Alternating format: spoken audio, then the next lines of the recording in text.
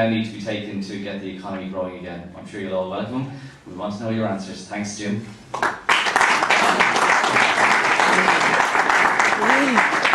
Thanks very much, John. Good evening, ladies and gentlemen. I'm just going to go through a few things. One, I'm going to just talk a little bit about where the Irish economy is today, what the issues are. I want to go through those issues, what I would regard as 2 or 3 key things we need to address to get the economy back on track. And then going to suggest, what I believe our policymakers and we need to do to get the economy back on track, and talk a little bit about the role of government as I see it in the economy. And I suppose Mark has covered a lot of my ground in that regard. Where is the economy today? Well, it is in an extremely difficult place, there's no doubt about that. We've seen a massive increase in unemployment over the last couple of years. We've seen the biggest ever contraction in any economy in the developed world over the last 2 years.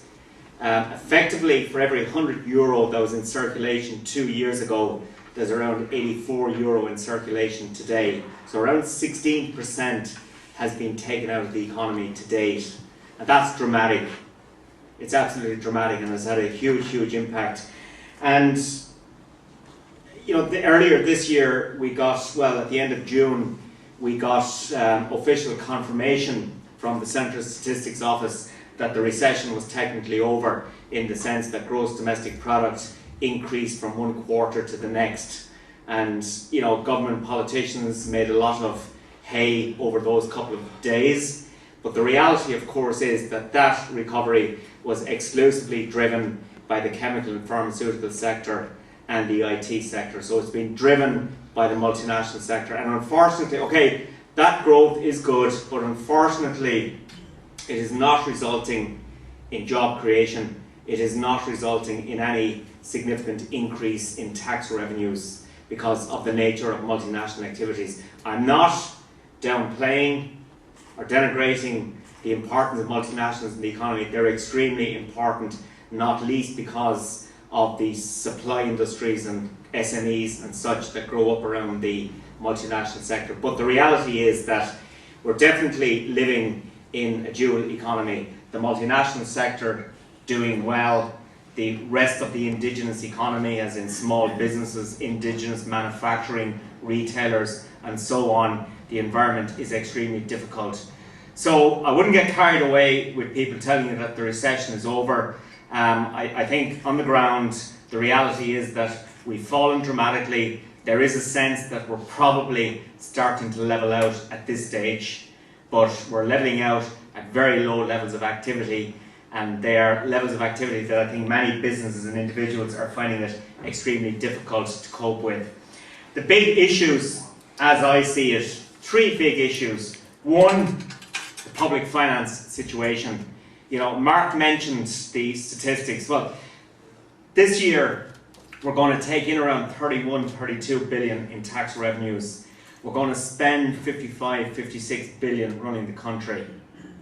Okay? If you assumed over the next 5 years that the Irish economy were to grow by, say, 4% per annum, which is possible, looks a bit optimistic from this juncture, but it's possible. But if you assume that the most tax revenues would rise to would be around 45 billion at the very most, that's been extremely optimistic.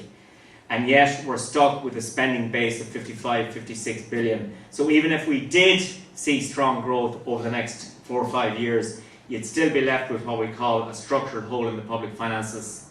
And that is an unsustainable situation. Mark compared it to a business. The country is a business, and it should be run like a business. And our public finance situation is unsustainable. And I don't want to engage in the blame game, but 2 big policy mistakes that were made over the last 10 years. One was to allow public spending get out of control. McCreevy, Cowan as finance ministers both said in budgets, our attitude is if we have the money, we spend it. If we don't have it, we won't spend it. If a business operated on that basis, it would be gone out of business within 6 months. It's no way to run an economy. The other mistake that was made, and Mark I suppose, reflected one aspect of that spending issue with public sector pay, and the benchmarking of public sector pay back in 2001-2002 was an unmitigated disaster that we're still paying for, and we will be paying for it for years to come. That's one issue. The second issue is what they did with the tax base. Every budget, Creevy, Cowan stood up announcing we've taken another 35, 40, 45,000 people out of the tax net in this budget. And we now find ourselves in a situation where around 50% of workers are actually in the tax net. Okay, and that's fine, provided the windfall taxes out of the construction sector continue to flow into the economy. But a construction boom was never going to be sustainable forever. I think very few people knew when it was going to burst, but it was inevitable that at some stage you get yourself into a position where you quite simply have pumped enough concrete into the ground, you've built enough houses, you've built enough offices, retail outlets, factories and so on. So we spent money and took people out of the tax net on the basis that tax revenues would continue to flow out of the property sector. But as we know, those revenues have absolutely collapsed over the last 3 or 4 years. They've collapsed, they've almost disappeared, and they ain't coming back because the construction sector ain't coming back for quite some time. So we're left with this big base of spending, this low base of taxation. And I think, you know, we are going to have to face up to the realities that our economy needs a fundamental reform of spending and taxation. We need to broaden the tax base. I think the most, and I hate taxes, and I think everybody hates taxes, but it's an inevitable part of life. You know, free primary, second level, third level education, health service, etc., etc. It has to be paid for. So we have to accept we have to pay tax.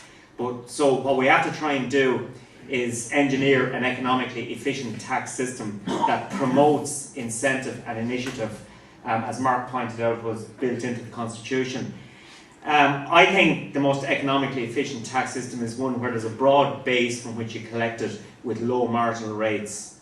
We have been going the opposite direction. We've been increasing marginal rates and narrowing the base. So I think inevitably over the coming years we are going to have to look at stuff like property tax, water charges, bringing more lower income workers back into the tax net to pay something, nothing dramatic, but just to pay something.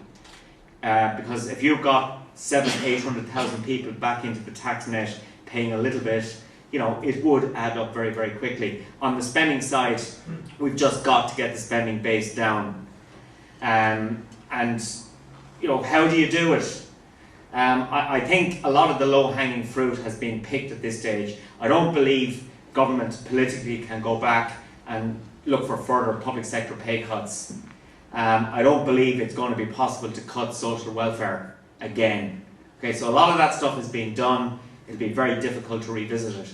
So what they've got to do is address what has been identified very clearly by Colin McCarthy last year, the so-called quangos. You could take 7-8 billion out of spending on quangos without any citizen of the country other than those working in those quangos actually noticing. And in fact, you'd probably bring a lot more efficiency back into the public sector and how it interacts with the public, which is the role of the public sector. The public sector should not be self-serving. The public sector is there to serve the greater population. So we need to address the public finance problem, there's no doubt about that. Secondly, and it's easy to say, very, very difficult to achieve, that is sort the banking crisis. Because, you know, the reality is that banking is a very simple business that has been destroyed by simple people.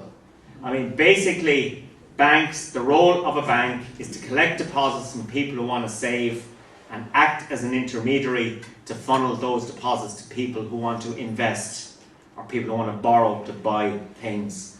That's the role of the banking system. So the banking system came to believe in recent years that actually it wasn't a wealth facilitator, it believed it was a wealth creator in its own right.